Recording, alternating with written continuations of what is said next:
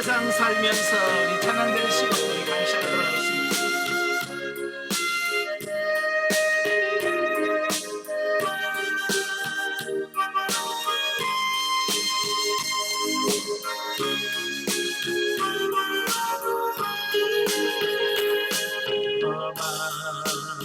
세상 살면서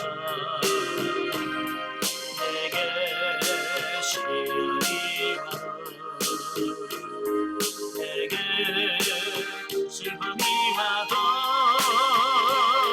나는 주만 보리라. 눈이 사자와 같이 전나기 나를 삼키려 나를 유혹하지만 주가 나를 지키니 언제나 내게 오려다 시련아 내게 오르라. 네가 주님 사랑에서 나를 끌리려 나를 깨달았겠네. 주가 나와 함께 나를 인도하시니 나를 주만 따르리. 아멘. 기도하겠습니다. 은혜로우신 아버지 감사합니다. 오늘도 귀한 나라를 가시고 아버지 훈련할 수 있도록 은혜 주셔서 감사합니다. 오늘 사사기의 말씀을 같이 나누면서 우리 영적인 상태를 되돌아보게 하시고 하나님 앞에 우리 자신들을 바르게 세우는 귀한 은혜 시간이 될 수 있도록 성령님 도와주옵소서. 시종을 주님께 맡겨오며 예수님의 이름으로 감사하며 기도합나이다. 아멘. 예, 이 시간에 우리 사사기 교재 109페이지입니다. 109페이지 보시면 사사기 2장이 나오게 되어지는데요. 사사기 2장의 내용은 사사시대 초기 이스라엘의 신앙 상태와 범죄의 악순환 개요에 대한 말씀을 합니다. 그러니까 앞장인 1장은 사사시대의 역사적인 배경을 다루었다고 한다면, 자 2장에서는 사사시대의 범죄의 악순환이 될 수밖에 없었던 영적 배경을 다루고 있습니다. 이러니까 계속해서 이런 악순환이 반복될 수밖에 없구나 라고 하는 영적인 상태를 보여준다라고 볼 수 있겠죠. 자, 그 중에서 1절부터 5절까지 보면 하나님께 책망받은 이스라엘. 자, 여러분 왜 책망을 받겠어요? 잘하는데 책망 듣겠습니까? 못 사니까, 그죠? 하나님 말씀으로 살지 못하니까 책망을 받는 거 아니겠습니까? 그죠? 자, 그래서 이스라엘은 가나안 족속들을 모두 진멸하고 기업을 차지해야 함에도 불구하고 그들은 하나님을 불신하고 불순종하여 가나안 족속과 혼합 동화된 결과 저들과 언약을 맺으며 우상을 섬기기에 이르렀다라고 하는 겁니다. 이 하나님께서 모세 때부터 계속 반복해서 너희는 그 땅에 들어가면 가나안 땅에 있는 7 족속을 다 진멸하고 그들과 통혼하지 말고 어떤 언약도 세우지 말라라고 그렇게 당부했잖아요. 그런데 그들은 그 하나님의 당부, 말씀에 순종을 하지 않는 겁니다. 그래서 하나님은 사자를 보내서 이스라엘의 그 배은망덕을 책망하고 저주를 선포합니다. 그제서야 이스라엘은 통회하면서 하나님께 예배를 하게 되죠. 자, 여기서 중요한 게 뭐냐면 꼭 그들은 책망을 들어야만 알아듣는 게 이게 문제라고 말이에요. 예전에 우리도 어렸을 때 많이 들어본 얘기죠. 좋은 말로 하면 말을 안 들어. 그런 말이잖아요. 우리는 체질적으로 좋게 말하면 말을 안 들어요. 하나님이 우리에게 좋게 대하고 좋게 하면 말을 안 들어요. 그러니까 혼나야 돼. 자, 이런 본문은 본서 전체를 이해하는데 매우 중요한 역할을 합니다. 자, 왜냐하면 보면은 예루살렘 사후 백성들의 신앙 상태가 어떠했는지를 보여줄 뿐만 아니라 이스라엘 역사가 앞으로 어떻게 전개될 것인가를 암시해 주기 때문이다. 즉 이스라엘의 역사는 이스라엘의 범죄, 그 다음에 하나님의 저주 및 심판, 그런 백성들의 회개, 그러면 하나님의 구원, 또다시 범죄라고 하는 일정한 사이클의 반복이라고 하는 사실이에요. 예. 그래서 이스라엘 백성들은 계속해서 사사시대 내내 이 사이클에서 벗어나질 못해요. 예. 그래서 계속해서 범죄하면 하나님이 징계하고, 징계하면 그때 회개하고, 회개하면 하나님 사사를 통해서 구원해주면 또 얼마 동안 평안했다가 다시 범죄하고, 다시 징계받고 회개하고 하는 이걸 계속해서 반복하더라라고 하는 사실이에요. 어찌 보면 이스라엘 백성들의 그 삶을 보면 오늘날 우리들의 삶하고 매우 비슷해요. 그죠? 예. 우리는 죄 짓고 하나님 잘못했어요 그래요. 그리고 혼나고 나서 또 좀 있으면 또 똑같은 죄를 또 반복해서 짓죠. 예. 그 죄 문제가 해결되지 않은 한 우리는 계속해서 거의 같은 죄들을 반복해서 지을 수밖에 없는 우리의 모습을 보게 돼요. 이게 사사기가 바로 우리들의 그런 모습을 그대로 모형적으로 보여주고 있는 겁니다. 자, 6절부터 10절까지면 여호수아 시대의 회고입니다. 자, 본문은 잠시 여호수아 시대를 회고하면서 여호수아 생전에는 하나님을 잘 경외하였던 이스라엘이 사사 시대에 이르러서 왜 타락했는가라고 하는 그 이유를 말씀해 주고 있는데요. 첫째는 뭐냐? 여호수아의 죽음이 있습니다.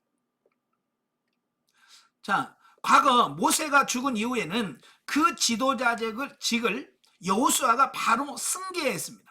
그죠?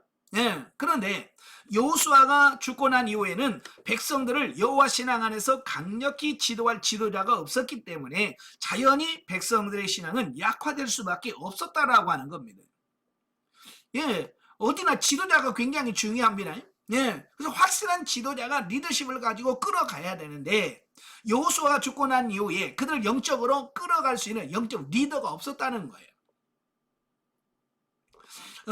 둘째는 역사의 산 증인들의 죽음이다.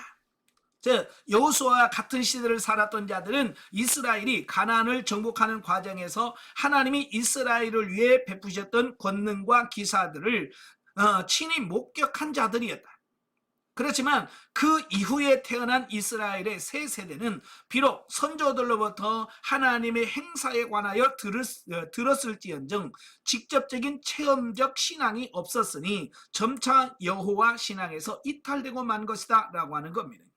네, 이게 뭐냐면 그 신앙을 계속해서 이어가야 되는데 그 체험이 없다 보니까 체험을 하면서 그 하나님이 나의 하나님이 되어야 되는데 이런 체험적인 신앙이 없다 보니까 어때요? 하나님에 대한 제대로 하나님을 믿을 수가 없게 되어지는 이런 부분들을 보게 돼요. 정말 중요한 건 뭐냐면 체험이 없는 신앙이에요. 그럼 왜 체험이 없었을까? 올바른 교육이 바로 이어지지 않았다라고 하는 부분을 말씀해 주고 있습니다. 그래서 예나 지금이나 이 신앙 교육은 굉장히 중요한 분이에요. 오늘도 마찬가지예요. 신앙 교육이 바로 되어지는 교회, 신앙 교육을 제대로 받은 성도들은 신앙을 지킵니다. 자기 믿음을 지켜요. 근데 이 신앙 교육을 제대로 받지 못한 사람들은 자기 믿음과 신앙을 잘 지켜지 못하는 겁니다. 자, 결국 이상과 같은 사실에 의하여 사사실의 타락의 원인은 참된 영적 지도자의 부재와 하나님의 구원 역사가 후손들에게 제대로 증거 보존되지 못한 데 있다라고 하겠다라고 하는 거예요. 자, 이러한 사실은 참된 신앙의 교육이 얼마나 중요한지를 여실히 보여준다라고 하겠습니다. 그러니까 이런 거예요. 나만 잘 살면 되지. 그게 중요한 게 아니에요. 물론 내가 잘 사는 게 중요하겠죠. 그러나 나만 잘 살면 끝이 아니고 내 후대, 나의 뒤를 이어가는 성도들도 후배들도 내 신앙을 따라서 그렇게 바르게 세워져 가는 이 부분도 굉장히 중요한 거예요. 자, 우리도 마찬가지죠. 나만 영성훈련 받아서 나만 영적인 삶을 살 거야. 거기서 멈추면 안 돼요. 우리는 그 다음 단계로 넘어가야 돼요. 물론 잘 사는 건 기본이고, 그죠? 내 자녀들에게, 내 가족들에게, 또 교회의 성도들에게 바로 이런 진리들을 바르게 가르쳐서 그들도 이 진리 안에서 누리며 살 수 있도록 만들어주는 역할도 중요하다라는 사실이에요. 아시겠죠? 예, 그러니까 여러분들이 이 영성을 잘 받으세요. 잘 받으신 다음에 여러분의 삶을 통해서 가족들에게 전하십시오. 예, 삶을 통해서 여러분의 성도들에게 보여주세요. 진짜 신앙생활이라는 게 이런 거다. 아시겠지? 그걸 삶으로 보여줘야 그들이 저분이 진짜 나의 신앙의 모델이다. 예. 그래서 그 따라서 할 거 아니에요. 앞서간 자들이 제대로 살아야 돼. 자, 11절부터 23절까지 보면 타락과 구원의 역사. 보면은 참된 신앙 교육의 부재와 이스라엘 자손들의 완악함이 결합하여 빚어낸 사사시대 죄의 악순환의 고리, 즉 범죄, 징계, 회개, 구원, 또 범죄, 저주의 선포라고 하는 주기로 점철된 사사시대의 이스라엘 역사를 서술하고 있습니다. 자, 이러한 본문에서 볼 수 있듯이 하나님의 백성들이 범죄할 경우 하나님께서는 결코 그 죄악을 간과하지 않으신다. 즉 하나님의 영광을 드러내야 할 성도가 하나님의 뜻을 경홀히 여기고 여호와 신앙을 저버릴 때 하나님의 진노는 필연적으로 임하게 된다라고 하는 사실이에요. 예, 하나님은 근본적으로 공의의 하나님이셔요. 예, 공의의 하나님이시기 때문에 그 모든 백성들이 범죄하면 거기에 대해서 하나님은 징계하실 수밖에 없는 속성을 갖고 계셔요. 아시겠죠? 특별히 저와 여러분들 하나님의 선택된 백성들이 하나님의 자녀답게 살지 못했을 때는 거기에 따른 하나님의 징계가 반드시 오더라는 거예요. 아시겠죠? 그래서 여러분이 삶이 잘 살아야 돼. 자, 그러나 그러한 징계 중에도 하나님께 회개하면 구원을 베푸시는데 이는 하나님께서 징계하시는 근본 의도가 형벌 그 자체에 있는 것이 아니라 죄에서 돌이키게 하는 데 있기 때문이다 라고 하는 겁니다. 그러니까 하나님께서 우리를 징계하시는 목적은 단순한 징계가 목적이 아니라는 거예요.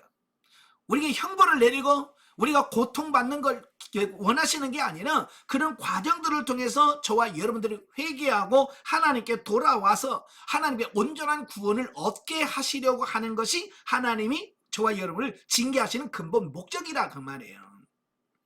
아시겠지?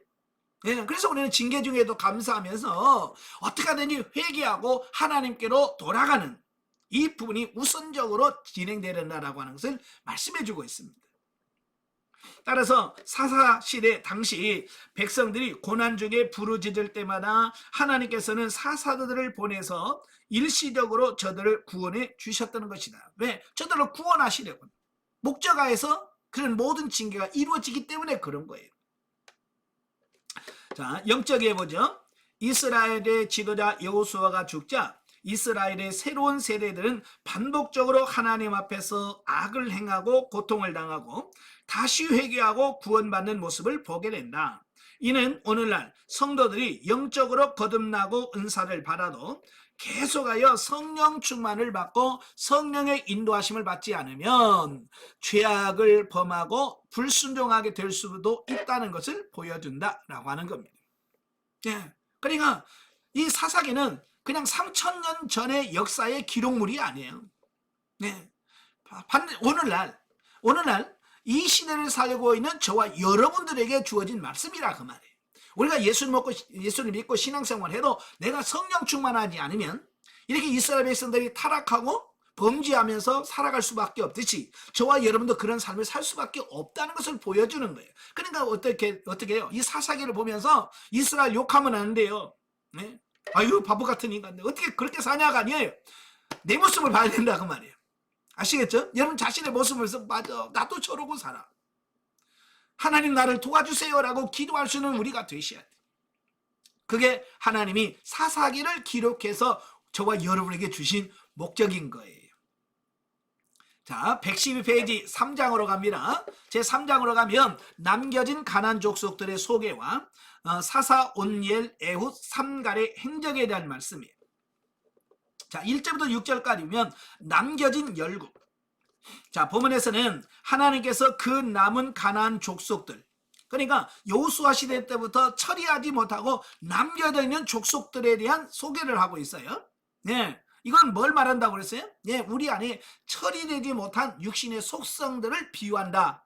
예, 여러분들이 예수를 믿고 지금 영성훈련 받으면서 계속해서 제가 처리하라고 말씀하잖아요. 그죠? 육신의 감정 처리해라, 혈기 처리해라, 어떤 부분들을 처리하라고 말하는데 우리는 그냥 처리하지 않고 그냥 넘겨간 부분들이 너무 많은 거예요. 예, 바로 그 남겨두는 부분들, 바로 이제 그런 부분들을 말합니다. 그래서 이스라엘을 징계하고 시험하는 도구로 삼고 계심을 보여준다. 예, 그러니까 결국은 여러분이 생명 단계에 들어가서 여러분이 힘들고 어려운 이유는 뭐냐면 이 처리하지 않고 남겨준 그 육신의 속성들이 그대로 남아있는 그 부분들이 결국 여러분을 힘들게 하고 어렵게 하는 거예요. 자, 그리고 그 가나안 족속들의 명단이 나옵니다. 블레셋 족속, 가나안 족속, 시돈 족속, 히위 족속이라고. 이게 남겨두는 족속들이 아직도 많다라고 하는 거예요. 예. 그리고 그 이스라엘의 타락상도 함께 언급을 하고 있어요. 자, 여기서 하나님은 당신의 백성을 시험하는 주체로 등장한다. 그러나 그 시험을 제공하는 주 원인은 하나님이 아니다. 시험의 주 원인은, 그러니까 원인을 제공한 사람은 하나님이 아니고 우리들 당사자다라고 하는 말씀인 거예요. 아시겠죠? 예. 다시 말하면 하나님에 대한 불신앙으로 말미암아 파생된 여러 요소들이 곧 시험의 요인으로 작용하는 것이다. 사실 이스라엘 백성들이 하나님과의 언약을 성실하게 준행했다면 그들은 자신들을 시험에 빠지게 하는 요소들을 발생시키지 않았을 것이다. 그러나 그들은 하나님과의 언약을 지키지 않고 하나님께서 분부하신 명령을 태만히 함으로써 결국 스스로 시험에 빠지는 과오를 범한 것이다 라고 하는 겁니다. 예? 그러니까 내 자신을 철저하게 처리하고 내 자신을 완전히 비운다면 우리가 시험에 들 이유가 없다는 거예요. 예? 이스라엘 백성들이 가나안 족속들을 다 진멸하고, 예? 하나님 말씀에 순종했다면 그들은 그런 시험에 들 일이 없는 거예요. 그러나 그들이 하나님 말씀에 불순종함으로 인해서 하나님 말씀을 살지 않으니까 결국 그런 시험에 들어서 미혹당해서 하나님을 떠나고 범죄하니까 하나님께서 그들을 시험하게 할 수밖에 없었다라고 하는 사실이에요. 사람들은 자기가 잘못해놓고 하나님이 징계하면 하나님을 원망합니다. 예, 원인은 다 자기가 제공해놓고, 꼭 애들 같지 않아요. 애들이 맞을 짓을 다 해놓고 한 대 때리면 서럽다고 울어. 자기가 맞을 짓을 다 했잖아요. 그죠? 맞을 짓을 다 해놓고 맞으면 서럽다고 울어. 꼭 우리하고 똑같아. 이스라엘 백성은 똑같거든요. 그래서 여러분들이 스스로가 시험에 들지 않도록 여러분의 자신을 지키는 것이 중요하다는 사실을 꼭 기억하시길 바랍니다. 자, 7절부터 11절까지 보면 사사 온니엘의 활약. 자, 오늘 이제 부분은 이제 첫 번째 사사인 온니엘이 활약한 내용으로, 먼저 이스라엘이 하나님을 잊어버리고 바알과 아세라를 섬긴 대가로 하나님의 형벌을 받아서 메소포타미아의 지배하에 8년 동안이나 억압받은 사실을 보여주고 있습니다. 예. 자, 여기서 중요한 것이 뭐냐면, 왜 하나님께서 그 메소포타미아의 사람을 통해서 그 8년 동안이나 이스라엘을 징계하실 수밖에 없는가? 원인을 두 가지로 볼 수 있어요. 원인은 두 가지인데요. 첫째는 뭐냐면 하나님을 잊어버린 거예요. 예, 하나님을 잊어버리는 게 첫 번째고, 두 번째는 뭐냐? 바알과 아세라를 섬긴 우상 숭배한 결과다라고 하는 사실. 그러니까 이 원인 제공은 누가 한 거예요? 하나님이 한 거예요? 이스라엘이 한 거예요? 네, 이스라엘이 제공한 거잖아요. 여러분도 하나님의 징계를 받을 때 원인은 다 여러분이 제공한 거예요. 똑같은 거예요. 그래서 그들은 메소포타미아의 지배하에 8년 동안이나 억압을 받았다. 야, 이 8년 동안 시험들은 얼마나 힘들었겠어요. 그죠? 우리는 아파서 며칠만 누워있어도 얼마나 힘들어요. 그죠? 조그마한 오늘 고난을 받아도 1년만 받아도 우리는 너무 힘든데 8년씩이나 고난을 받는지. 예, 그리고 그때서야 비로소 이스라엘이 회개하고 하나님께 구원을 호소합니다. 예, 8년 동안 고생하고 나서야 그때서야 아이고 우리가 잘못한 것 같네. 예, 8년 후에나 깨닫는 거예요. 자, 이게 얼마나 어리석은 거예요. 그러니까 영적으로 둔한 사람들은요, 깨닫는 게 늦어. 고생은 고생대로 죽으라고 하고, 예? 맨 나중에서야 아이고 잘못했구나라고 깨닫는 거예요. 예. 그래서 여러분 좀 영적으로 예민해지시길 바래요. 참 저도 예전에 보면 영성훈련 받기 전에는요, 이 깨닫는 데까지 가는데 시간이 꽤 오래 걸려요. 예. 깨닫고 하나님 잘못했습니다라고까지 가는 게 시간이 오래 걸려요. 어떨 때는 1년이 가고 2년이 가고 3년이 가도 못 깨달을 때가 많아요. 고난 중에서도. 그래서 성장 같다는 게 뭐냐면 그 깨닫는 게 그렇게 빨리 돼. 그죠? 눈치가 빨라져. 그래서 이렇게 돌아가는 상황만 딱 봐도 아이고 이거 내가 뭐 잘못했다, 하나님께서 이렇게 하셨구나, 아버지 잘못했습니다라고 빨리 돌아올 수 있는 어떤 이런 부분이 생기더라 그 말이에요. 여러분도 좀 제가 그러죠, 영분별이 없으면 눈치라도 있으라고. 가장 큰 문제가 뭐냐면 눈치까지 없는 사람 있잖아요. 예, 하나님이 다 하는데도 눈치를 못 채고 계속 계속 그 범죄 안에 있는 사람들. 예? 혹시 여러분은 아니시겠죠? 예. 여러분 눈치가 없다면 좀 눈치라도 있기를 위해서 기도하시길 바랍니다. 그냥 빨리 깨닫는 게 복인 거예요. 왜? 못 깨달으면 그만큼 오래 고통의 시간이 길어질 수밖에 없는 것이기 때문에 그래요. 그들이 늦게라도 깨닫고 하나님께 구원을 호소하니까 하나님은 사사 온니엘을 세워서 이스라엘을 구원하셔서 40년 동안 평안케 해주셨다라는 사실이에요. 자, 한편 온니엘은 여호수아와 함께 가나안 정복 사역 당시 크게 활약했던 갈렙의 조카입니다. 갈렙이 누군지 아시죠? 12명의 정탐꾼 중에서 믿음의 보고했던, 여호수아와 함께 믿음의 보고했던 유일한 사람이 갈렙이에요. 그 사람의 조카가 누구냐? 온니엘이에요. 그는 뛰어난 용맹과 신앙은 그가 드비를 쳐서 정복할 때부터 이미 알려져 있습니다. 그런데 그는 이제 이스라엘을 구원할 초대 사사로서 하나님의 부르심을 받은 것이다 라고 하는 거죠. 이런 사실은 하나님께서 어떤 식으로든 준비된 자를 불러 당신의 도구로 삼으신다라고 하는 것을 말씀해주고 있는 거예요. 그러니까 하나님 앞에 들려 쓰임받는다라고 하는 말은 내가 준비되어 있는 사람이 되어야 된다, 그 얘기를 하고 있는 거예요. 그러니까 하나님께서 아무리 우리를 쓰시려고 해도 저와 여러분이 하나님이 쓰실 만한 준비가 되어 있지 않으면 우리는 하나님의 쓰임받을 수가 없는 거예요. 아시겠죠? 그래서 저와 여러분들이 항상 준비할 수 있는 이런 삶이 되셔야 돼요. 그러니까 온니엘은 이미 여호수아 시대부터 준비되어 있는 사람이었어요. 그러니까 하나님께서 그를 사용하실 수 있었다라고 하는 거예요. 근데 우리는 보면 그러잖아요. 하나님 나를 크게 사용해 주세요 라고 하면서 뭐는 안 해요? 준비는 안 해요. 말씀도 안 읽어, 기도도 안 해, 그리고 크게 써달라는 욕심만 잔뜩 갖고 있어. 욕심으로 되는 게 아니라니까요. 내가 정말 하나님의 쓰임받기를 원한다면 깨어서 준비해야 돼. 주님이 쓰실 만한 준비가 되어 있어야 하나님께서는 사용하시는 거예요. 그래서 오늘 여러분을 쓰시려고 하나님께서는 지금 그동안 어때요? 여러분이 지금 훈련하시는 겁니다.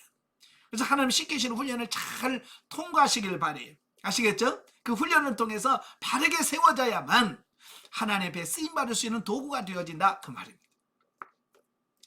12절부터 30절까지면 사사 에훗의 활약입니다. 이제 두 번째 사사가 에훗입니다.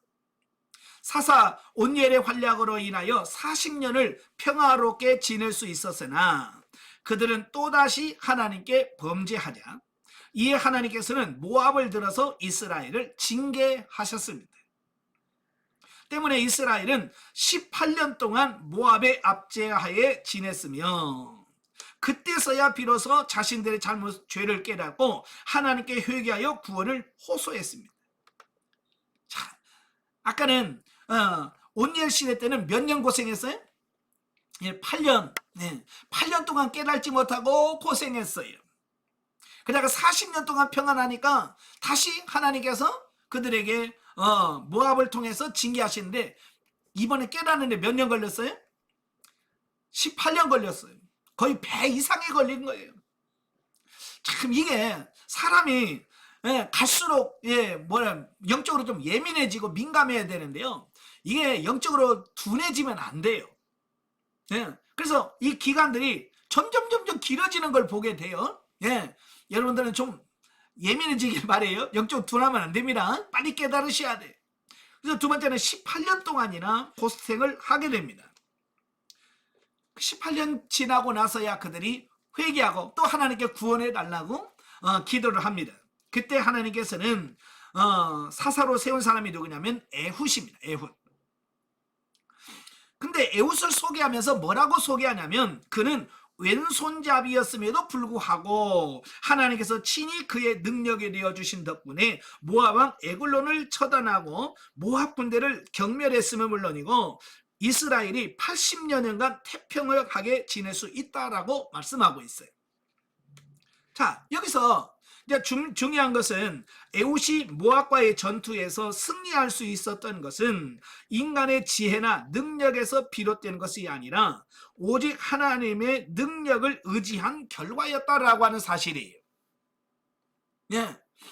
여기서 하나님은 사람을 외형으로 취하지 않으시고 외형, 사람의 외모를 가지고 취하지 않으셨다는 거예요. 아까 15절에서 뭐라고 했어요? 그는 에훗을 소개하면서 왼손잡이라고 소개를 하고 있어요. 자, 지금은 우리가 이제 오른손잡이, 왼손잡이에 대해서 크게 그렇게 생각을 하지 않아요. 근데요, 제가 어렸을 때만 해도요, 왼손을 가지고 왼손잡이들은요, 사람들에게 뭐 했어요? 무시를 당했어요. 제가 어렸을 때만 해도 왼손으로 하면 뭔가 사람들보다 좀 부족하다고 생각을 했어요. 예. 지금은 그래도 많이 개선이 됐어요. 예. 근데 그런 성향이 옛날에 많았어요. 이스라엘도 똑같아요. 이스라엘 사람은요, 오른손이냐 왼손이냐라고 하는 것은 굉장히 중요한 거예요. 그래서 오른손은 하나님의 능력, 은혜, 권능, 힘 이런 걸 상징을 합니다. 그래서 오른손이라고 하는 말은 성경에서 오른손은 굉장히 좋은 의미로 사용됩니다. 그러나 반대로 왼손이라고 하는 말은 좀 뭐라 할까요? 부정적인 의미가 많습니다. 그래서 안수를 할 때도 오른손으로 하느냐 왼손으로 하느냐, 그 이스라엘 사람 그 예민해요. 우리가 창세기를 보다 보면 요셉이 두 아들을 데리고 그의 아버지 야곱에게 축복 기도를 받으러 가잖아요. 그죠? 그래서 야곱이 그들을 축복할 때에 맏아들인 므낫세는 야곱의 오른손에 가도록 하고 에브라임은 야곱의 왼손으로 가도록 이렇게 가서 앉아 있으면 그냥 이렇게 해서 축복을 하도록 했다 그 말이에요. 그런데 야곱이 육신의 눈을 멀어서 분별을 못해도 영적인 눈이 열렸다고 그랬잖아요.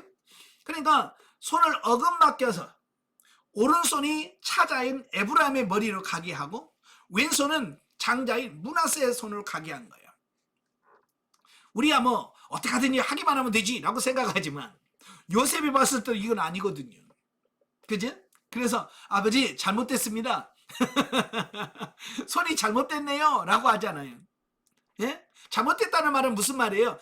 오른손이 장자에게 가고 왼손은 차자에게 가야 이게 요셉의 바라보는 시각으로 그게 옳은 거예요. 그만큼 오른손이냐 왼손이냐라고 하는 말은 유대인들에게는 굉장한 의미가 갖고 있어요. 그러니까 여기서 왼손잡이라고 말한 이유는 그가 뭔가 부족하다. 이걸 의미한다 그 말이에요.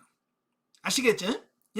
그래서 그는 비록 약하고 부족하지만 당신을 사랑하는 자에게 은혜를 베푸신다는 사실을 기억하여 자신의 전 삶을 그분께 겸손히 의탁하여야 한다는 겁니다. 그러니까 하나님께서는 들어 쓰실 때 항상 완벽한 자를 들어 쓰시는 것이 아니라 항상 부족하고 연약하고 나약한 사람을 들어서 하나님은 사역하시고 쓰신다라고 하는 사실을 보게 돼요. 그래서 저와 여러분도 마찬가지예요. 하나님이 나 같은 부족한 자를 들어 쓰신다는 이 사실 하나 때문에 여러분 감사하시고 기뻐하시는 여러분 되시기를 바랍니다. 아시겠죠? 그 다음에 31절에 보면 사사 삼갈의 활약에 대해서 나오죠. 에우스의 활약으로 이스라엘은 그 80년 동안 평안을 누리다가 그가 죽고 나서 또다시 범죄하랴 블레셋이 그들을 괴롭혔고, 이때 이스라엘을 구원하기 위하여 세우신 사사가 누구냐? 삼갈이에요. 삼갈. 한편 삼갈도 이스라엘 사회에서 그저 평범하고 보잘것없는 목자였던 것 같다. 왜냐하면 그가 블레셋 사람 600명을 쳐 죽인 때 사용하는 유일한 무기가 뭐냐? 소 모는 막대기였다라는 겁니다. 예. 소를 모는 막대기 가지고 블레셋 사람 600명을 쳐 죽였어요. 아니, 사사가 무기 하나 제대로 갖춰주지 않는, 예? 제대로 칼이나 창이나 무장하지 않는, 그냥 소모는 막대기 하나 갖고 가 싸울 만큼 너무나도 형편없는 어떤 그런 부분이라고 말해요. 약하고 부족한 어떤 그런 부분이에요. 그럼에도 불구하고 하나님은 뭐요? 그가 큰 일을 할 수 있도록 하셨다라고 하는 거예요.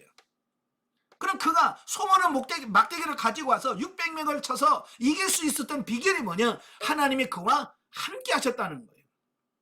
아멘. 예, 이게 중요한 거예요. 사상에서 가르치려고 하는 게 바로 이런 거예요. 하나님이 함께 하시면 되더라.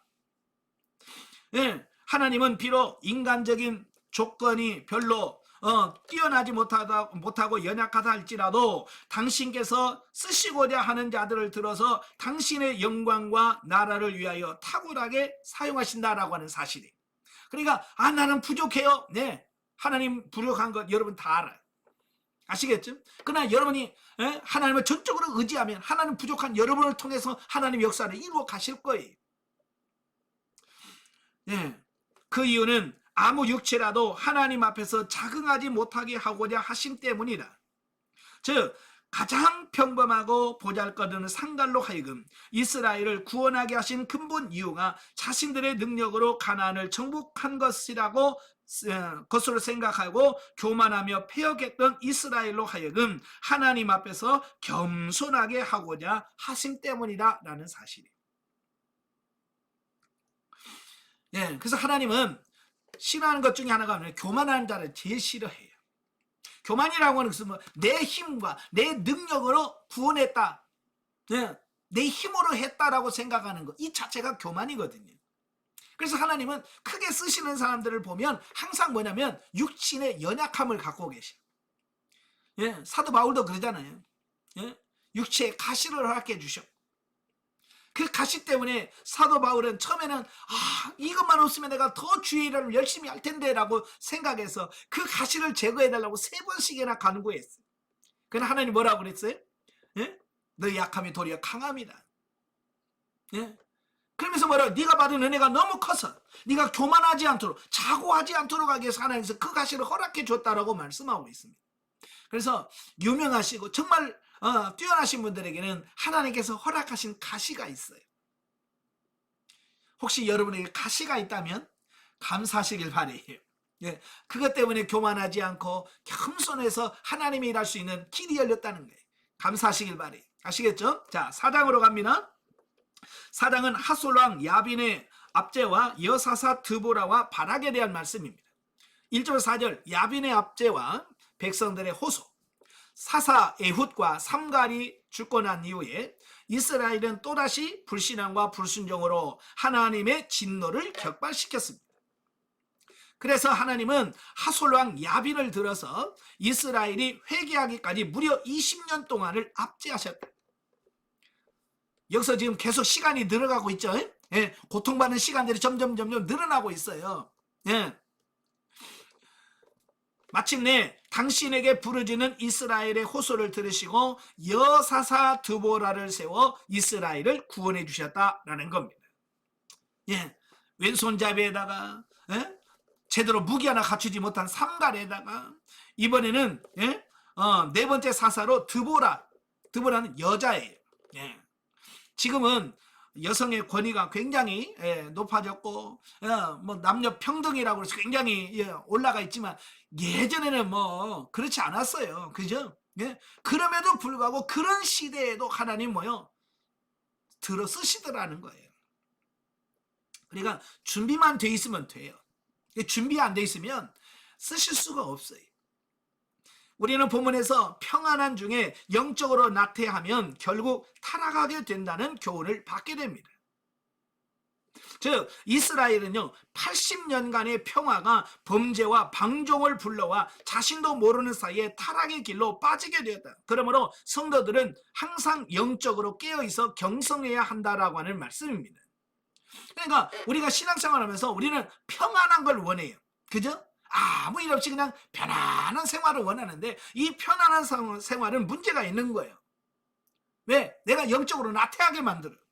하나님께 기도하지 못하게 만들어. 결국 하나님과 멀어지게 만드는 결과를 가져온다 그 말이에요. 네. 그래서 여러분들은 평안한 것도 좋지만 문제가 있어야 우리는 그 문제를 가지고 정신 차리고 기도하게 돼 있어요. 아시겠죠? 예, 그래서 하나님은 종종 우리에게 고난을 주신 이유가 있어요. 우리가 고난을 주시는데 그 이유가 뭐예요? 네, 정신 차리라고. 깨어 기도하라는 의미에서 저와 여러분들에게 뭐예요? 고난을 주신다 그 말입니다. 예, 그래서 왜? 여러분을 사랑하니까. 여러분 미워하면 기도 안 하면 그래 아이고 알았어 지옥 가. 기도하지 말고 지옥 가. 그럴 텐데 하나님 우리를 사랑한다 그 말이에요. 그죠? 사랑하니까 우리가 지옥 가는 걸 하나님 볼 수가 없는 거예요. 왜? 우리를 사랑하니까. 그래서 하나님은 어떻게 해요? 어떻게라도 고난을 통해서라도 매를 때려서라도 우리로 하여금 정신을 차리고 깨어서 지옥 가지 않고 천국에 가도록 하나님께서 하시고자 하는 그게 뭐냐? 그게 사랑이라고 하는 거예요. 아멘. 예. 자, 그 다음에 5절부터 16절 가면 여사사 드보라와 조력자 바락입니다. 보면은 드보라와 그녀의 명령에 순종한 바락의 활약에 대한 언급인데요. 여선지자인 드보라는 에브라임 지파 땅에서 선지자로서 임무를 수행하던 중에 하나님으로부터 부르심을 받습니다. 그를 돕는 바락으로 하여금 스불론과 납달리 지파의 용사들을 이끌고 게데스에서 야빈의 군대 장관인 시스라와 대적하라고 하는 명령을 내리는 겁니다. 사실 20년 동안 야빈의 압제에 시달린 이스라엘은 변변한 무기를 갖출 수 없었음은 물론이고 군사훈련이나 전쟁의 전술을 미처 생각할 수도 없는 상황이었다. 따라서 이스라엘이 당시 최고의 병기였던 철병거 900성을 소유한 야빈의 군대에 대항하여 싸운다는 것은 마치 계란으로 바위를 치는 것만큼이나 무모하고 어리석은 행동이었다라는 겁니다. 그러나 드보라로부터 하나님의 예언을 듣고 승리를 확신하며 나갔던 바락과 이스라엘 군사들은 실제로 대승을 거두게 되어집니다. 예, 그러니까 어떤 무기나 훈련 모든 걸 보면 이스라엘이 이길 수 있는 가능성은 없어요. 정말 계란으로 바위를 치는 것 같아. 그럼에도 불구하고 어때냐? 이스라엘이 대승을 거두었다라고 하는 겁니다. 자, 이걸 통해서 우리에게 뭘 가르쳐 주냐면 전쟁의 승패가 오직 하나님과 그분을 의지하는 신앙에 달려 있다라고 하는 것을 입증해 주는 증거다 그 말이에요. 이게 믿어져야 되는데 어떻게 믿어지십니까? 예? 어떤 전쟁을 할 때 무기나 사람의 숫자가 아니라 정말 하나님의 도우심으로 예, 하나님을 믿는 신앙 즉 믿음으로 이길 수 있다는 거. 이 확신을 가지셔야 돼요. 즉 여선자 드보라를 무시하지 않고 그녀를 하나님이 세우신 사사로 믿고 순종한 바락의 신앙이 이스라엘의 승리를 가져온 결정적인 것이었다라고 하는 겁니다. 사실 하나님의 말씀이라면 비록 미물을 통한 지시라 할지라도 그의 순종할 때 하나님의 놀라운 역사가 일어나는 법이라고 하는 겁니다. 예, 그러니까 이 드보라도 중요하지만 그 드보라의 말을 듣고 그 전쟁에 나간 바로 이 바락, 이 바락이라고 하는 사람도 우리가 한번 잘 살펴봐야 돼요. 왜냐하면 지금도 그렇지만 예전에는 여자에 대한 어떤 무시하는 경향이 강했죠. 예. 그럼에도 불구하고 그가 비록 여성일지라도 하나님의 말씀을 전했기 때문에 그 하나님의 말씀으로 받아들이는 그리고 순종하는 이 부분이 중요한 거예요. 우리도 마찬가지예요. 물론 말하는 사람의 영적인 어떤 수준도 중요하겠지만 중요한 것은 그걸 말씀을 듣고 얼마나 순종하느냐에 따라서 결정되어진다는 사실이에요. 저는 사무엘상 1장을 읽으면서 의문이 가졌던 게 그런 거예요. 한나가 기도하잖아요. 한나가 기도할 때 엘리 제사장이 그 모습을 보고 뭐라고 그래요? 너 왜 술 먹고 그렇게 술주정하냐? 끊어! 그랬거든. 한나는 뭐 했어요? 기도했다고요. 정말 막 이 속에서 막 그 억울함이나 뭐 이런 것 때문에 막 하나님에 통곡하면서 울고 기도하는데 엘리 제사장은 영적으로 하도 둔해가지고 야, 술 끊어! 술 먹고 왜 성전에 가서 주정이나 하고 있어? 라고 한단 말이에요. 예, 바로 그런 엘리야가 엘리 제사장이 뭐예요? 그 한나에게 그러잖아요. 평안히 갈지어다. 하나님께서 너의 기도를 응답해 주실 거다라고 얘기를 해요. 그러니까 한나는 뭐예요? 그 말을 듣고 어때요? 믿고 근심하지 않았더래요. 여러분, 엘리 제사장이 경건하거나 엘리 제사장이 능력이 있어서 그가 아이를 낳는 게 아니에요. 그는 경건하지 못했어요. 영적으로 둔했어요. 그러나 그를 통해서 주시는 하나님의 말씀, 하나님의 음성을 하나님의 말씀으로 듣고 그가 아멘 하고 가서 근심하지 않았더래요. 다시 말하면 엘리 제사장의 능력으로 아이를 낳은 것이 아니고 한나의 믿음으로 아이를 출산하게 되었다라고 하는 것을 말씀해 주고 있는 거예요. 오늘 여기도 마찬가지인 거예요. 바락이 드보라 선지자를 통해서 전해진 그 말씀을 하나님의 말씀으로 받고 순종했을 때 놀라운 역사가 일어났다라는 사실이에요. 이 말은 결국 여러분도 순종하는 사람이 되어야 된다, 그 얘기를 하고 있는 거예요. 아시겠죠? 하나님의 말씀에 순종하십시오. 자, 17절부터 24절까지면 시스라의 죽음과 야빈의 파멸에 대한 말씀이에요. 자, 보면은 바락이 이끄는 이스라엘과 다볼산 전투에서 패한 군대장관 시스라는 간신히 목숨만 건져서 평소 야빈과 친분이 있었던 헤벨의 집으로 도망하여 헤벨의 아내 야일의 장막에 숨었지만 드보라의 예언대로 헤벨의 아내인 야일의 손에 의하여 피살당함으로써 비참한 최후를 맞이하였고,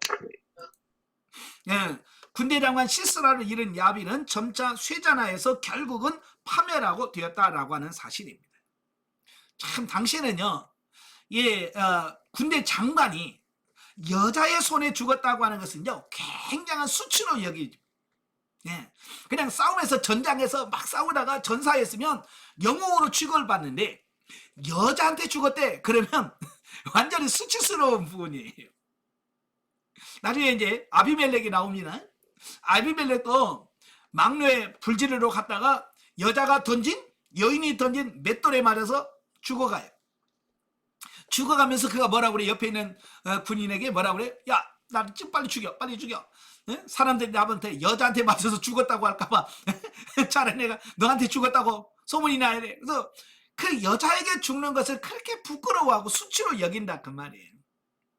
그런데 바로 이 한 나라의 장관인 시스라가 헤벨의 아내 여인의 이름도 안 나와요. 이름 없는 여인에게 죽어요. 자, 혹자는 시스라를 죽인 야일의 방법을 두고 비판하기도 합니다.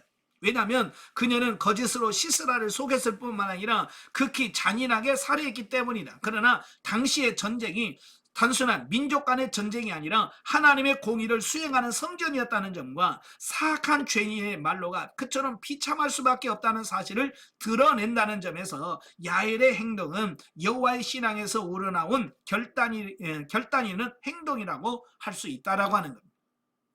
사실 여인의 그 연약한 몸으로 그 적장을 죽인다는 거 쉽겠어요? 어렵죠. 그럼에도 불구하고 하나님의 뜻, 하나님의 나라를 이루기 위해서는 그런 과감한 행동이 필요하다는 사실을 말씀해 주고 있어요. 또한 본문을 통해서 이스라엘이 대적을 이기지 못하는 것은 상대의 철병거와 같은 무기가 있기 때문이 아니라 자신의 불신앙 때문이라는 사실을 일깨워 준다라고 하는 겁니다. 사실 이스라엘 백성들이 가장 두려워하는 게 뭐냐면 철병거예요. 철병거. 그때 당시 이 철병거는 신무기예요. 가장 강력한 무기예요. 자, 우리나라도 역사적으로 보면 6.25 때 그 북한군이 막 내려올 때 낙동강까지 내려갈 수밖에 없었던 이유가 북한에는 뭐가 있었냐면 탱크가 있었다는 거예요. 우리나라는 탱크가 없었어요. 근데 북한에는 탱크가 있는 거예요. 그래, 그때 당시는 이 철방군은 오늘날의 탱크와 같은 존재인 거예요. 물론 지금은 탱크 잡는 여러 가지 뭐 미사일이나 로켓이 있기 때문에 그래도 좀 낫지만 옛날에 그런 거 철병거면은 감당이 안 되는 무기였어요. 예. 그런데도 그 철병가 900대까지 있어도 믿음으로 무장한 이스라엘은 승리했다 그 말이에요. 이건 뭘 말하냐? 무기 가지고 이기는 게 아니라는 얘기를 하고 있는 거예요.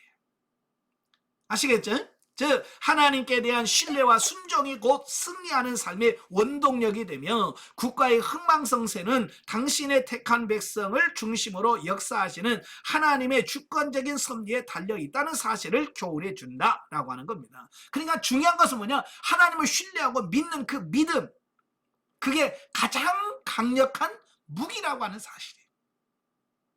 오늘 여러분도 마찬가지, 이 영적 전투에서 여러분이 이길 수 있는 유일한 무기는 뭐냐? 하나님을 믿는 믿음이에요. 하나님을 의지하는 그 믿음만이 모든 전쟁에서 승리할 수 있는 비결이라는 걸 꼭 기억하시기를 바랍니다. 자, 영적에 보죠. 본문의 내용은 여자인 사사 드보라가 하나님의 사명을 받고 바락과 함께 군인을 모아 싸울 때에 가나안 왕 야빈을 물리치고 승리하게 되는 내용으로 성도가 성령 안에서 영혼이 주체가 되어 육체를 다스려서 하나님의 말씀을 지킬 때 완전한 승리를 거두게 될 것을 말씀해주고 있다라는 겁니다. 그러니까 여기서 비유로 드보라는 우리의 영을 비유하고 바락은 우리의 육체, 몸을 비유합니다. 그래서 육체가 영의 지배를 받고 영의 지도를 받고 순종할 때 승리하게 된다라고 하는 부분을 이미 여기서 우리들에게 교훈해주고 있다라는 사실이에요. 자, 5장으로 갑니다. 자, 5장은 여사사 드보라의 승리의 노래, 1절에서 12절 드보라의 개성가. 본장은 드보라가 하나님의 도우심으로 말미암아 가나안 왕 야빈과의 전쟁에서 승리한 뒤 기쁨에 넘쳐 부른 승전가다. 그 중에서 본문은 하나님께서 이스라엘 백성들을 도와 곤경에서 구원하신 사실을 찬양하고 있는 부분이다. 즉 드보라는 출애굽 이후부터 지금까지 이스라엘을 늘 지키고 보호하신 하나님의 위엄과 은총을 노래하고 이어서 이스라엘이 불순종으로 말미암아 비참한 처지에 빠질 수밖에 없었던 상황을 생생하게 묘사한 다음 그러한 공경에서 이스라엘을 구원하신 하나님을 드높인다라고 하는 것입니다. 다시 말하면 자기들이 이렇게 범죄하고 타락했음에도 불구하고 하나님께서 자기들에게 큰 승리를 주시게 하신 그 하나님의 능력을 찬양하고 있는 부분이죠. 자, 여기서 드보라의 노래에서 강조하고 있는 사항이 뭘까? 과거 이스라엘과 맺으셨던 이스라엘과 함께 하셨던 그 하나님께서 지금도 살아계셔서 역사하시며 당신의 백성을 도우신다는 점을 강조하고 있어요. 그러니까 우리는 성경 읽으면서 하나님은 출애굽 때 홍해를 가르쳤어, 뭐 바위를 가르치고 생수를 냈어. 근데 지금은 아니야. 우리는 성경 읽으면서 그렇게 생각한다고 말이에요. 뭐 하나님이 뭐 늙으셨어요? 하나님의 능력이 쇠하셨나요? 아니요. 그 하나님이 지금도 하나님이시고 그 능력은 지금도 동일하시다 그 말이에요. 그럼 왜 지금은 왜 안 나타나냐? 왜? 우리 믿음이 없기 때문에 그런 거예요. 그러니까 이 드보라를 통해서 보여준 게 뭐냐면 하나님은 항상 예나 지금이나 살아계셔서 택한 백성들을 도우신다는 것을 말씀해주고 있고 이스라엘의 구원이 오직 하나님의 능력에서 비롯됐다는 점을 강조하고 있습니다. 이러한 사실은 드보라가 하나님의 변치 않는 속성과 그의 신실하심을 전적으로 신뢰했다라고 하는 것을 말씀해주고 있습니다. 자, 한편 우리는 본문에서 드보라가 이스라엘의 지도자가 없다고 개탄한 사실을 주목해야 되는 거예요. 물론 이것이 이스라엘을 다스릴 자가 없었다는 말이 아니라 이스라엘의 참 지도자가 없었다는 말이에요.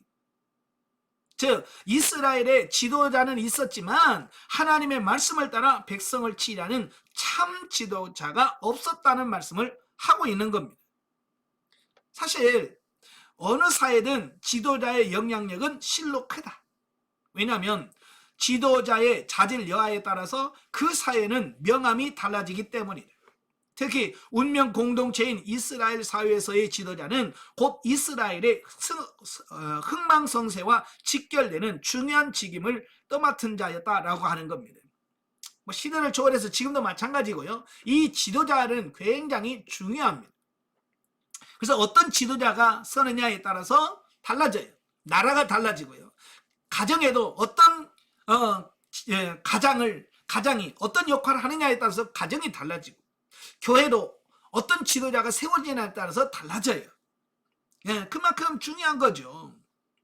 그래서 저와 여러분들은 항상 지도자들을 위하여 기도해 줄 수 있는 삶이 되셔야 돼요. 왜? 중요하니까.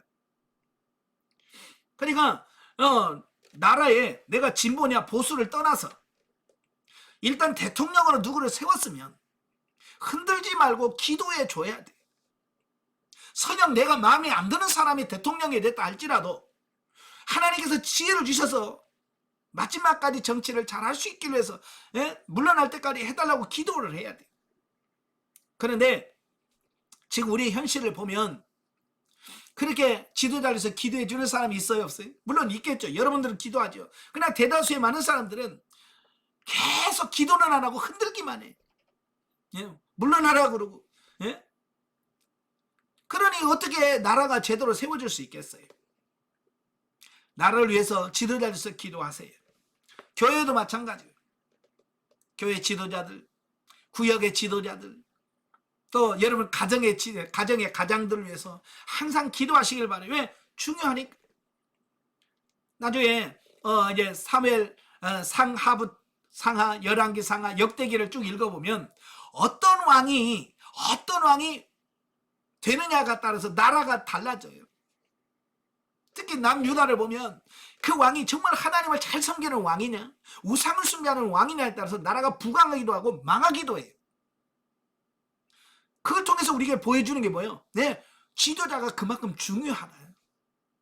그러니까 투표할 때 신중하게 생각하고 기도하면서 하셔야 돼요. 아시겠죠? 그래서 나라가 잘 세워지도록 기도하시는 여러분 되시길 바라요. 13절 23절에 보면 드보라의 개선가 두 번째인데요. 본문에서는 시스라의 전투시 상반된 자세를 보였던 백성들의 모습과 승리의 장면을 묘사하고 있습니다. 즉 본문에는 공동의 적을 앞두고 스불론이나 납달리 지파가 이스라엘 공동체를 야빈의 압제에서 구하게 하여 목숨을 바쳐 헌신하였고, 또한 에브라임, 베냐민, 이사갈, 요단 동편, 므낫세 반 지파 등이 전투에 적극적으로 참여한 반면에 루벤, 단, 므낫세, 아셀 지파는 형제의 고통을 외면했다는 것을 지적을 하고 있습니다. 자, 여기서 이제 중요한 게 뭐냐면 이스라엘은 운명 공동체이고 언약 공동체고 신앙 공동체잖아요. 그죠? 그러면 누가 고통을 당하면 같이 아파하고 남이 힘들면 같이 힘들어하는 어떤 이런 부분이 돼야 되잖아요. 그죠? 근데 시간이 좀 지났다고 그 야빈을 통해서 고통받은 사람들은 똘똘 뭉쳐갖고 싸우는데 그들에게 당하지 않은 사람들은 우리는 안 당했는데 우리는 괜찮아 라고 하면서 그 전쟁에 참여하지 않고 도와주지 않았다는 거예요. 이제 서서히 이스라엘이 하나 되어지는 어떤 그런 부분에서 분열되고 있고 각자가 연합하는 부분이 점점 식어지는 어떤 이런 부분들을 보게 되는 거예요. 성경에 보면 예수님이 뭐라고 그랬어요? 너를 도와달라는 자들에게 다음에 주겠다라고 미루지 말라는 거예요. 내가 도울 수 있다면 언제든지 기회 있을 때 도와주라고 말씀해주고 있는 겁니다. 자, 그래서 요즘에는 남의 일에 나서기를 참 싫어하잖아요. 그죠? 남의 일에 간섭을 안 해요. 너무 이제 개인적이고 이기적이다 보니까. 자, 그렇습니다. 그래서 남이 어려워도 도와주지 않아요. 바로 그런 시대에 우리들에게 주는 메시지가 그런 거예요. 나와 상관없으니까. 나는 안 그러는데 나는 괜찮은데 라고 해서 돕지 않는 어떤 이런 사람이 되면 안 된다라고 하는 말씀을 하고 있는 거예요. 자, 그러므로 이스라엘 백성들은 시스라와의 기송강 전투에서 거국적으로 참여해야만 했다. 그러나 몇몇 지파는 형제 지파의 고통과 수고에 아랑곳하지 않고 자신들의 이기적 목적을 위하여 상거래에 연연하거나 수수방관하는 태도를 보였다는 겁니다. 아, 나는 바빠, 나는 사방이 바빠서 라고 해서 자기 바쁘다는 이유 때문에 안 돕는 거예요. 이런 사실은 당시 이스라엘 사회의 공동체 의식이 얼마나 약화되었는지를 우리에게 보여주고 있습니다. 자, 오늘날도 마찬가지예요. 이런 공동체 의식이 사라져서 극도의 개인주의나 어떤 이기주의로 변질되어 가고 있는 것이 오늘날 현실입니다. 오늘 교회에서도 마찬가지. 옆에 교회가 힘들어하는지, 옆에 교회가 망하네 가는지 관심 없어요. 그죠? 여러분의 교회만 잘 살면 되잖아. 그죠? 내가 다니는 교회만 편하면 돼. 우리는 너무 편협적이고 이기적인 어떤 그런 부분이 아니라 이제는 하나님의 나라라고 하는 큰 공동체에서 같이 고민하고 같이 기도해 줄 수 있는 이런 삶이 되셔야 돼요. 아시겠죠? 예. 그래서 같이 기도해 주는, 또 같이 도와주는 이런 삶이 되셔야 돼요. 왜냐하면 사실 이래요. 내가 남을 도와줘야 나중에 내가 또 어려울 때 그분이 나를 돕는 겁니다. 그렇잖아요? 예. 우리나라도 그러잖아요. 옛날 6.25 때 우리나라에 어려울 때 참전한 나라들이 있잖아요. 그죠? 지금 70년이 지나도 어때요? 우리가 그들을 조금씩 도와주면 그들은 그렇게 좋아하는 겁니다. 옛날에 우리나라를 그렇게 도와주는데 또 도움을 받으니까. 우리나라도 그렇잖아요. 아, 예전에 우리나라를 도왔으니까 우리도 도와야지라고 하는 어떤 이런 부분이 있잖아요. 그러니까 하나님은 서로 상부상조하기를 원하시는 거예요. 서로 돕고 또 도와주고 도움받고 하는 이런 과정 속에서 하나의 공동체 의식을 갖기를 원하시더라라는 사실이에요. 그래서 여러분도 여러분의 교회나 여러분의 가정이나 또 형제간에 항상 돕고 위로해주고 세워줄 수 있는 이런 공동체가 되길 바랍니다. 자, 24절부터 31절까지면 드보라의 개선과 세 번째. 자, 본문에서는 시스라의 최후와 시스라에 대한 그 모친의 기대, 그리고 하나님의 섭리로 이스라엘이 다시 평화를 되찾게 된 사실을 노래합니다. 이러한 본문은 오늘날 신약 성도들의 영적 투쟁 과정과 하나님의 섭리하심을 예시해 주고 있다라는 겁니다. 자, 첫째, 성도들의 구원은 전적으로 하나님의 은혜에 기인한다는 점. 또 둘째, 하나님의 백성은 곤경을 당하나 궁극적으로는 승리를 거두고 악인은 일시적으로 번성하는 듯하나 궁극적으로는 멸망의 길을 가게 된다는 점을 교훈하여 주고 있습니다. 따라서 성도들은 하나님께서 우리의 소망을 두는 가운데 끝까지 자신의 영적 투쟁을 감내해야 할 것을 교훈해주고 있다라고 하는 겁니다. 자, 영적에 보죠. 자, 본문에서 우리는 하나님의 역사를 감당함에 있어 신앙 공동체의 단결의 중요성을 깨달음과 동시에 자기 백성의 연약함을 도우사 최종 승리케 하시는 하나님의 긍휼을 발견하게 된다. 우리는 하나님의 역사에 참여치 않는 자는 결국 하나님을 배반하는 자로서 심판을 받게 된다는 사실과 하나님을 대적하는 자는 모두 시스라와 같은 비참한 운명에 처할 수밖에 없다는 사실을 오늘 본문 말씀 통해서 말씀해 주고 있습니다. 자, 6장으로 가죠. 자, 6장은 미디안의 압제와 사사 기드온의 소명과 개혁에 대한 말씀을 하고 있어요.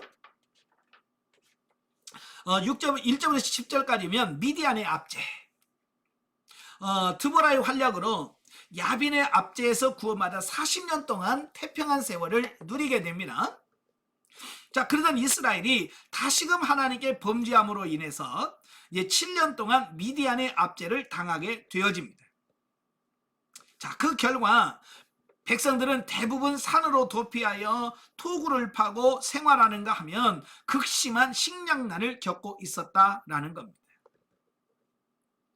자, 그리하여 견디지 못한 백성들은 결국 하나님께 구원을 호소하게 이르렀고 하나님께서는 구원을 호소하는 백성들을 위하여 구원자를 세우시기에 앞서 선자를 보내어 그들이 당하는 고통의 원인을 지적하고 회개하기를 촉구하셨다라는 사실입니다. 자, 이번에는 7년밖에 안 걸렸어요. 미디안에게 7년도 짧은 기간은 아니죠. 네. 그래도 앞에서부터 8년, 16, 18년, 20년 거기에 비하면 굉장히 줄었어요. 이거 뭐냐면 그동안 많은 훈련을 통해서 어떻게 해요? 깨달아진 부분이 있는 거예요. 아, 빨리 회개하고 하나님께 돌아가야 이게 줄어드는구나. 그 이제 훈련의 과정을 통해서 터득한 거예요. 예. 그러니까 자녀들도 그렇잖아요. 매를 맞다 보면 아, 어떻게 하면 안 맞는구나를 알아. 그렇잖아요. 그래서 빨리빨리 눈치를 채고 예, 가는 것처럼 이 하나님의 징계와 심판을 받다가 예?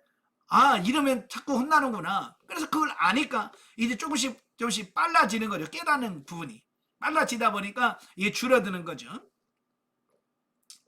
자, 이러한 사실은 회개를 통한 하나님과의 관계 회복이 구원의 필수 요소라는 사실을 교훈해 줍니다.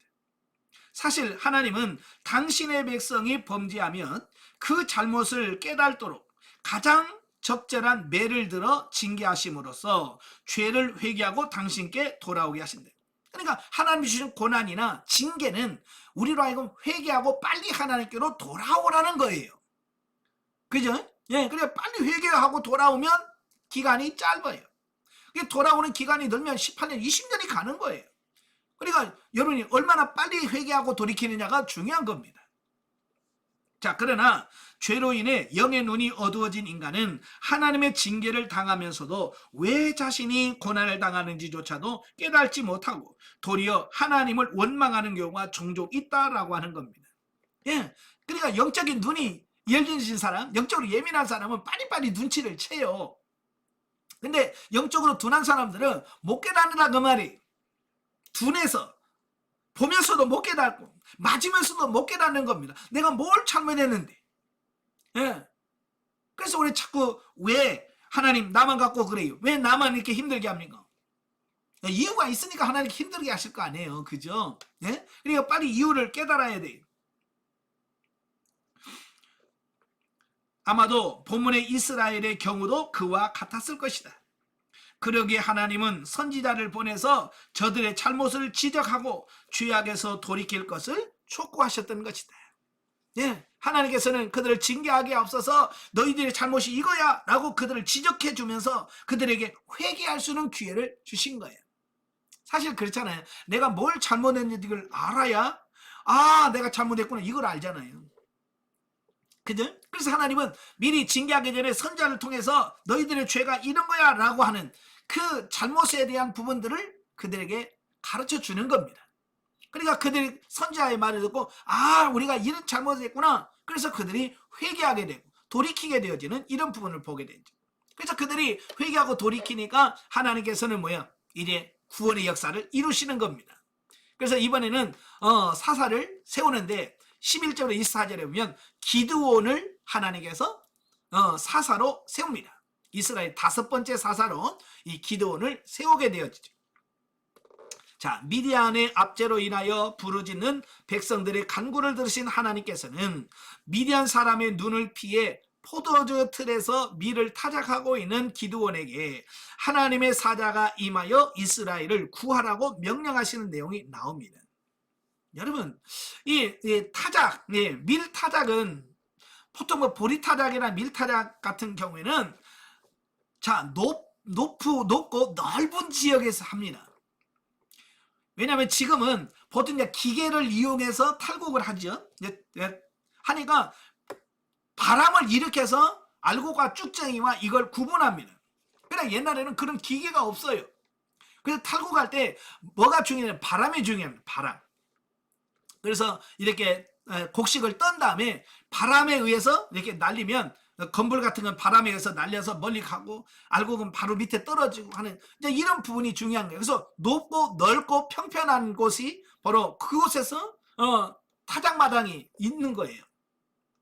그런데 지금 기도원은 밀을 타작하는데 그런 타작마당에서 하지 않고 어디서 하냐면 포도주 틀에서 한다고 말해요. 포도주 틀. 예, 이스라엘 가보신 분들은 그 오래된 성당이라든지 교회나 이런 데 보면 또 수도원이라는 데 가면 이 포도주 틀이 있어요. 포도주 틀. 이게 포도즙을 짜는 틀이 있습니다. 뭐 지금 뭐 기계로 다 하지만 옛날에는 그런 거 있겠어요? 이 돌 같은 데, 왜 이제 그 포도즙을 스며들면 안 되잖아요. 그래서 돌 같은 걸 넓적하게 이렇게 틀을 짜요. 예. 돌을 이렇게 파가지고 틀을 만들어서 약 한쪽으로 기울게 만들어요. 그래서 거기다 포도를 얹어놓고 그다음 위에서 발로 밟으면 그 포도즙이 밑으로 떨어지게 만드는 포도즙 틀이 있어요. 근데 포도즙 틀은 그렇게 넓지 않아요. 예. 그래도 넓지 않은데도 거기서 왜 미디안 사람들에게 걸릴까봐. 타다가다가 미디안 사람에 걸리면 어떻게 돼? 다 뺏기고 죽을 수도 있기 때문에. 그래서 그런 숨어서 타고 가고 있는 그에게 하나님은 찾아오셨다 그 말입니다. 그러자 기드온은 자신의 부족함을 강조하면서 하나님의 표징을 구하자 하나님은 기드온의 요구를 들어주셨습니다. 이때 기드온이 단을 쌓고 그곳 지명을 여호와 살롬이라고 칭했다. 자, 이런 본문을 통해서 우리에게 주는 교훈이 있는데요. 첫째, 범죄한 인간은 대개 징계를 대할 때 자신의 죄를 발견하기에 앞서 하나님을 원망하기를 먼저 한다는 점. 그죠? 예. 하나님 앞에 하나님 내가 죄를 지었으면 이래야 되는데 하나님 왜 그렇습니까? 우리는 선 원망 후 회개. 예. 항상 이게 바뀌어요. 먼저 회개하고 회개하면 감사가 나올 텐데 회개하는 거 원망부터 하는 거예요. 그러니까 이 기드온도 하나님 그 주의 사자를 만나서 뭐라고 그래? 하나님이 이스라엘을 사랑한다고 그러니까 뭐 사랑합니까? 그러면서 원망하잖아요. 여러분 절대 원망하지 않기를 바래요. 자, 둘째, 하나님은 가장 미약하고 보잘것없는 자를 당신의 일꾼으로 부르시기를 즐겨하신다는 점이에요. 예, 그러니까 하나님은 완벽한 자를 선택하지 않으신다 그 말이에요. 자, 여러분도 마찬가지. 여러분 중에서 나는 완벽하다 손 들어봐요. 나는 완벽해. 없잖아요. 저도 이제 완벽하지 않아요. 그냥 완벽하지 않은 저를 불러서 하나님은 사용하시더라 그 말이에요. 그러니까 이건 내가 하는 게 아니야. 이건 하나님이 하시는 거야 라고 해서 하나님의 은혜에 대하여 감사할 수 있게끔 만들어 주시는 겁니다. 아까 그랬죠. 기드온이 타작을 하는데 어디서 한다고요? 포도주 틀에서 숨어서 해요. 그것은 기드온이 얼마나 소심한 존재인지, 그죠? 막 용기 있고 막 용맹하고 내 걸리면 걸려봐라 뭐 이런 게 아니잖아. 몰래 숨어서 할 만큼 간이 작은 사람이에요. 소심한 사람이에요. 그럼에도 불구하고 하나님은 그를 불러서 하나님은 그를 사사로 세우시더라 그 말이에요. 세 번째, 하나님의 택한 백성에게 있어 하나님은 공포와 두려움의 대상이 아니라 평강을 주시는 분이라는 점이다.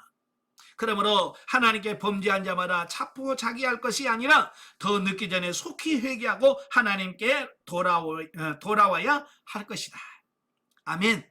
예, 하나님은 평강의 왕이시, 우리에게 평안을 주시고 복을 주시고 구원을 주시는 분이에요. 그러니까 언제든지 하나님께로 빨리 돌아오시는 여러분 되시길 바래요. 자, 25절 32절까지 보면 기드온의 종교개혁. 자, 기드온은 하나님을 대면하여 이스라엘 사사로 세움을 받은 날 밤에 자신에게 주어진 하나님의 명령을 이행합니다. 예, 그러니까 사사로 부름 받은 기드온의 집안에도 우상이 바알과 아세라 우상이 있고요. 예? 그래서 하나님은 뭐요? 그걸 처리하는 거예요. 네가 사사로 사역을 하기 전에 먼저 너희 집안에 있는 우상부터 처리해라. 예, 그렇게 말씀하시. 그래서 그는 그 밤에 자기 집 아비 집에 있는 바알의 단을 헐고 아세라 상을 찍고 하나님께 예배함으로써 자기 집안의 종교 개혁을 단행합니다.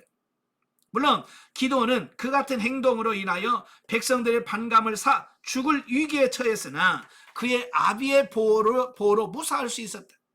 이상과 같은 본문은 자기 내부의 개혁이 선행됨 없이는 하나님의 큰 일을 수행할 수 없다는 사실을 보여준다. 즉 기드온은 자기 백성의 백성을 고통과 위기에서 구원하기에 앞서 스스로 하나님 앞에서 성결해야만 했다라는 사실입니다. 즉 이런 거예요. 나라를 구하기 전에, 나라를 변화시키기 전에 내 집부터 먼저 변화시키는 게 중요합니다. 다른 사람을 구원하기 전에 내 가족을 먼저 구원하는 게 중요합니다. 그러니까 이 기도는 나라를 살리려고 사사로 부름받았잖아요. 그죠? 그런데 나라를 정화시키고 나라를 깨끗하기 전에 먼저 자기 집부터 해야 된다. 자기 집부터. 그래서 그의 집에는 우상부터 처리하라는 거예요. 그래서 기도는 그 말씀에 순종해서 자기 집에 있는 것부터 처리하는 겁니다. 여러분 모든 개혁은 어디서부터 출발하냐면 자기부터 출발하는 거예요. 나부터 출발하는. 여러분들이야 이제 뭐 나부터 시작이야 라고 하는 인식이 되지만 대다수의 사람들은 나부터라고 생각하지 않아요. 너부터 고쳐라고 그러잖아요. 그치? 너부터 고쳐. 네가 고치면 내가 고칠게. 그런다면 이건 하나님의 방식하고 전혀 다른 거예요. 네. 네가 먼저가 아니라 내가 먼저 변화되고 내가 먼저 바뀌어져야만 돼. 내가 개혁이 먼저 돼야 된다는 걸 먼저 기억하시길 바랍니다. 예.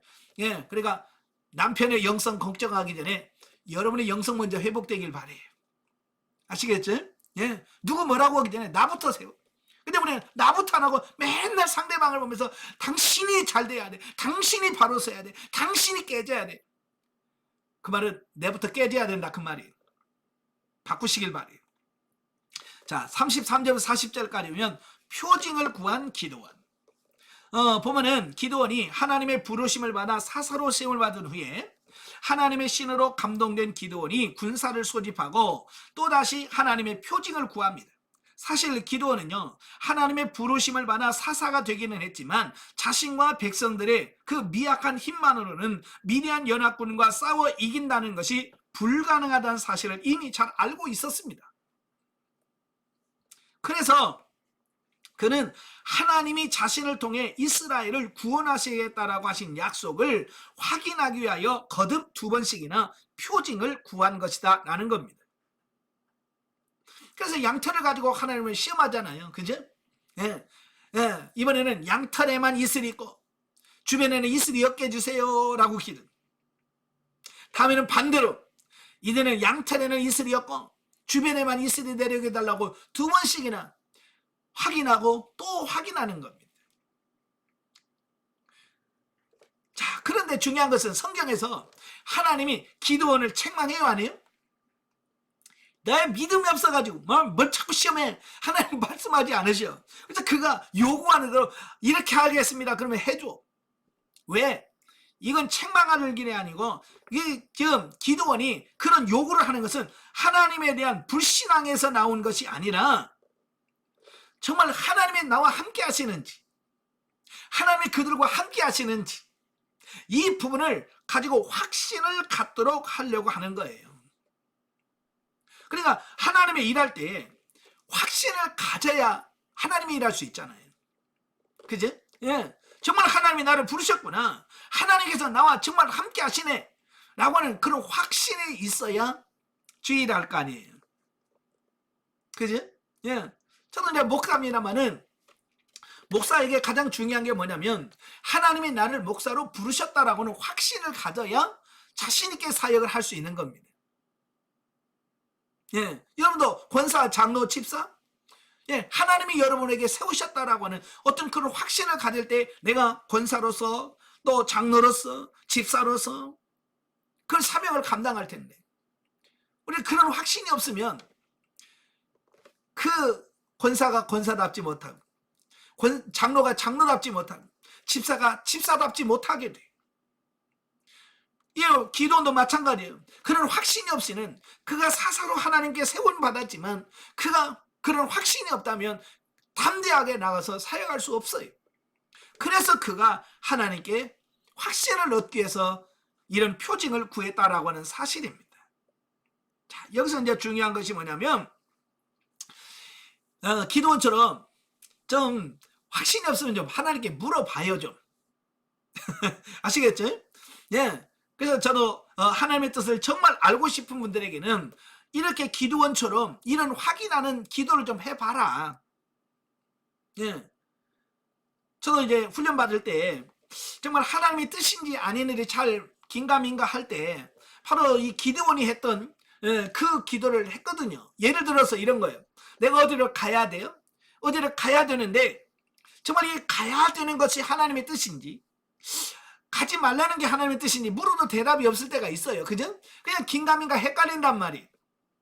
그럴 때 저는 말씀 안 하시니까 안 가가 아니라 정말 저는 준비를 다 해요. 준비를 하면서 가면서 기도하죠. 하나님, 제가요 몇 시 몇 분까지 제가 버스를 기다릴 터인데 그 몇 시 몇 분까지 그곳으로 가는 버스가 안 오면 나는 하나님의 뜻이 아닌 줄 알겠습니다. 만약에 하나님의 뜻이라면 몇 시 몇 분까지 거기 가는 버스가 오게 주옵소서. 이렇게 기도하고 가요. 그래서 버스 정류가서 기다리는 겁니다. 그래서 그 시간까지 기다려봐서 그 시간 안에 버스가 오면 하나님께서 가기를 원하시는구나. 타고 가요. 근데 그 시간 돼서 안 와. 버스가 안 오면 야 이거 하나님의 뜻이 아니구나. 돌아와요. 자 이런 거예요. 그러니까 하나님의 뜻을 분명하게 우리가 알려면 이렇게 하나님께 묻고 하나님께서 해주시는 그 부를 가지고 우리가 분별해서 순종할 것과 순종하지 말아야 될 것에 대한 분별을 해야 돼. 근데 우리는 아예 그런 마음이 없으니까 묻지도 않고 그렇게 행동도 하지 않고 자 그래서 우리가 더 영적으로 성장하지 못하는 부분이 있거든요. 그러니까 믿음 없다고만 하지 말고 오늘 기도원처럼 하나님께 표징을 보여주세요. 나에게 이런 확신을 주옵소서라고 기도하면서 물으면서 가는 여러분이 되시기를 주님으로 축원합니다. 아멘. 네, 기도하겠습니다. 은혜로우신 아버지 감사합니다.